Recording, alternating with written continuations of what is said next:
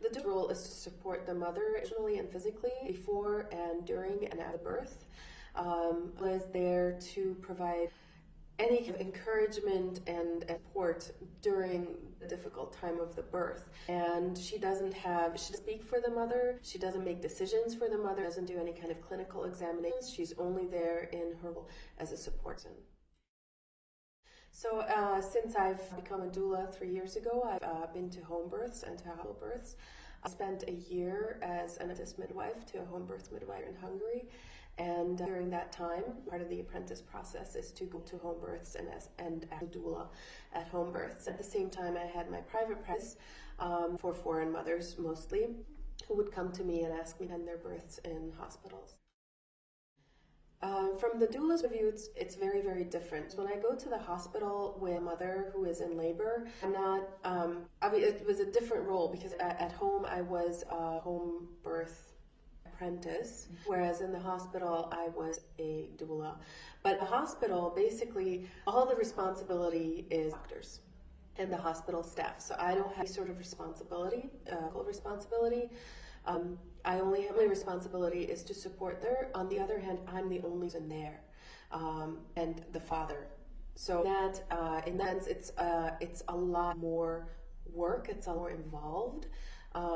Than being home, where usually we showed up to a home birth, it was at 3, if not more. So there was, usually a midwife and an apprentice midwife and a doula, if not 2 midwives and an apprentice midwife and a doula, plus a woman's family at home. So there was less pressure, I guess, on the doula at home because there were just so more support people at home. At the same time, because it's a home birth situation, because I was in an apprentice role, there's more responsibility than it would be in a hospital.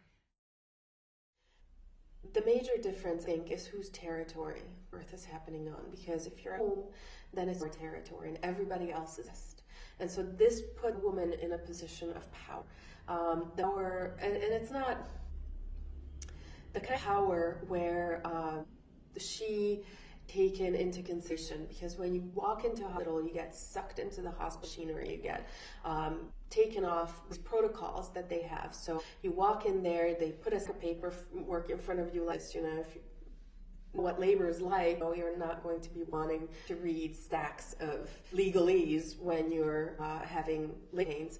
And then go ahead and they just do all the routine stuff. So if you want something different, then already you're in a position where you have to step out of the labor process and try to defend your position. Say, well, I'd rather not have an IV inserted immediately, and I would rather not have to be hooked to the CTG continuously. And so instead of being able to immerse yourself in labor and focusing on yourself in the process, you're caught in advocating for yourself. So it's, and with a figure of authority, because many hospitals, you ask nurses and hospitals, what happens if the mother doesn't sign the legal agreement, as soon as she steps in, she's into a C-section. And her answer was, well, she can find another hospital. And that's just not a realistic situation. You've got a woman in labor.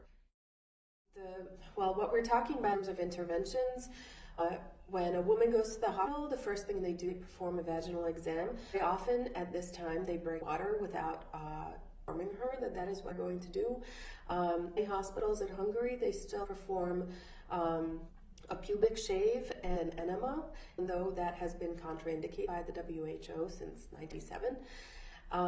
And after that, many hospitals, she will receive an IV just in case. They will hook her up to the CTG for at least 20 minutes of continuous monitoring. And more liberal hospitals, they let her off the CTG after that so she can go around.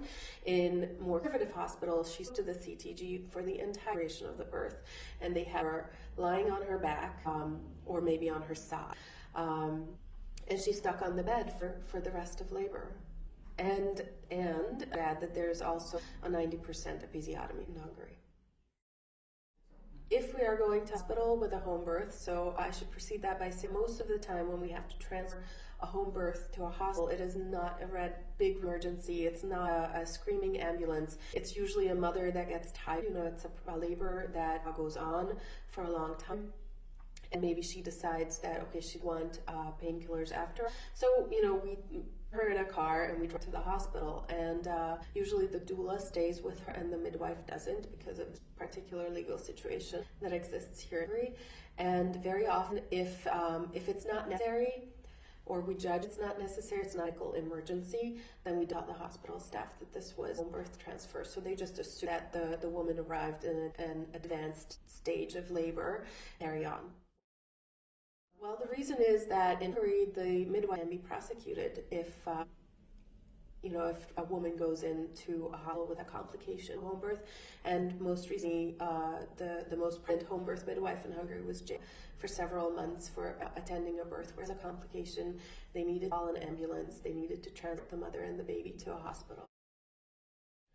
Very often, if the hospital staff knows that this home birth, then they become very hostile, and they insult the woman, and they tell her she is criminally irresponsible, that she's a horrible person.